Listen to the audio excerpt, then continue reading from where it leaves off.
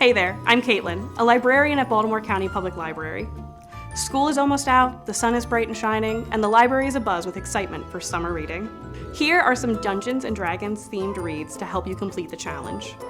For fans of graphic novels, try Dungeons & Dragons Saturday Morning Adventures or Dungeons & Dragons Dungeon Club.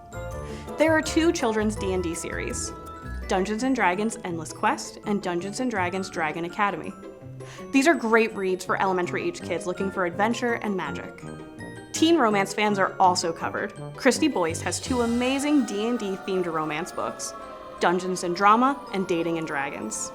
Another teen D&D read is Druid's Call, based on the D&D movie Dungeons & Dragons Honor Among Thieves. I'd also try Delicious in Dungeon, a manga about a group of adventurers trying to rescue a fallen friend in a dungeon, while eating all the monsters along the way, of course. Don't worry, we didn't forget our littlest TTRPG fans.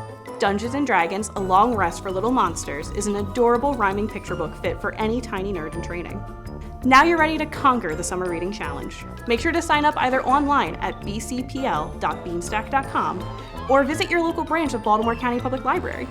Thanks for watching.